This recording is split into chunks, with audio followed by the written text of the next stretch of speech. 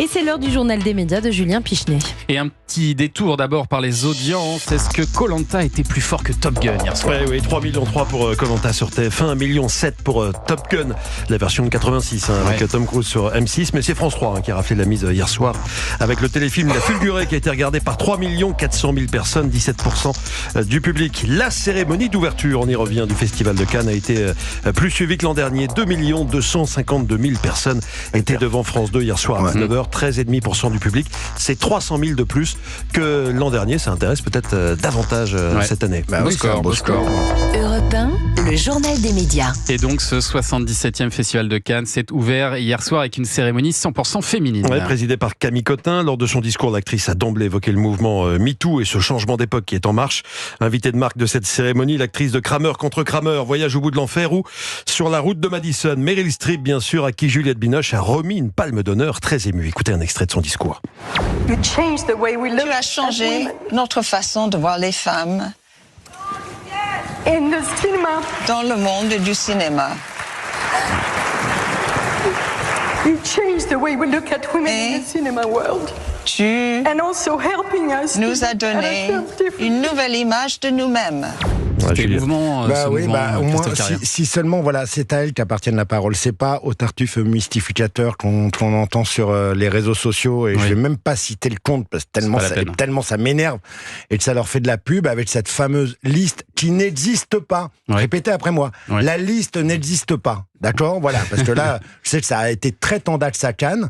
Donc voilà. Et ce qui m'énerve avec ce genre de rumeurs, c'est que ça casse justement la parole de gens comme Juliette Binoche, Meryl Streep, Judith Godrèche et toutes les autres. Et puis ça s'allie même à un mouvement. Ça s'allie à un mouvement. J'entendais hier, on disait l'ombre de MeToo plane sur le Festival de Cannes. On aurait pu dire le soleil de MeToo. Vous savez, c'est le vieil adage. Si t'as quelque chose à dire et que t'as des preuves à apporter, ouvre-la, sinon ferme juste ta gueule, quoi. Allez, on continue ce journal des médias avec, on en parle depuis plusieurs semaines déjà, le magazine Marianne, qui n'a peut-être jamais été aussi proche d'être revendu. Le milliardaire tchèque Daniel Kretinsky, propriétaire de l'hebdomadaire, est entré en négociation exclusive, comme on dit, avec le groupe Otium, détenu par un autre milliardaire, le français Pierre-Édouard Sterrin. Alors, il s'est engagé à maintenir l'identité éditoriale du titre en cas d'acquisition, ainsi que de proposer à Natacha Polony de rester directrice de la rédaction.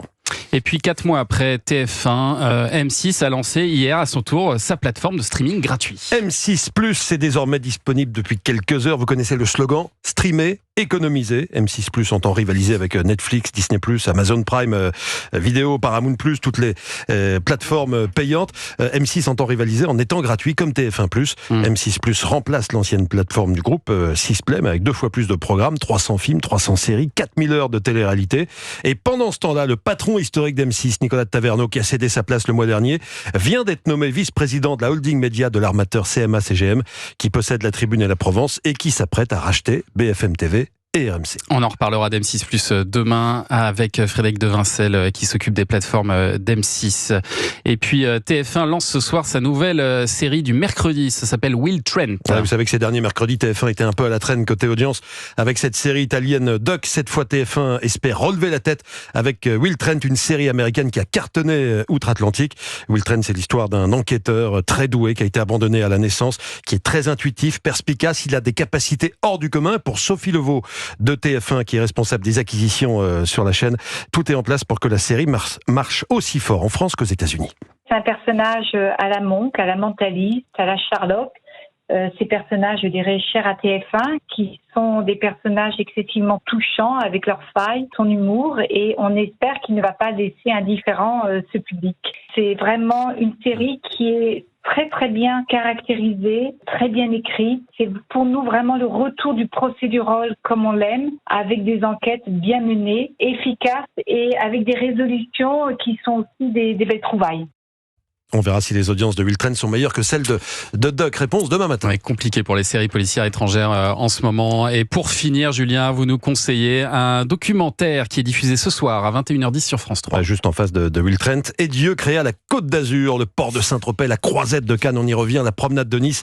Tout le monde connaît la Côte d'Azur. On connaît un petit peu moins son histoire, la manière dont elle a muté au fil des temps. Vous savez que jusqu'à la fin du 19e siècle, c'était une zone très pauvre, caillouteuse, marécageuse, qui n'intéressait personne. Aujourd'hui, on y trouve quelques-uns des des palaces les plus connus au monde. Il y a des images d'archives exceptionnelles, spectaculaires dans ce documentaire très attachant qui donne vraiment envie d'être en vacances et de descendre à Cannes notamment. Stéphane Benamou, réalisateur des Dieux créés à la Côte d'Azur.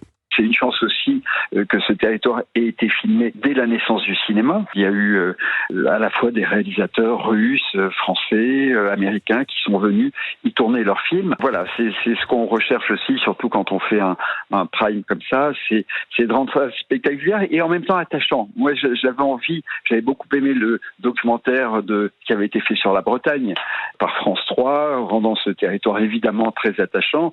Et je m'étais lancé comme défi, il faut rendre la Côte d'Azur attachante. Et Dieu créé à la Côte d'Azur, très beau documentaire sur l'un des plus beaux endroits de France et même du monde. Allez, disons-le. C'est ce soir à 21h10 sur la chaîne des régions France 3. Merci beaucoup Julien pour ce journal des médias.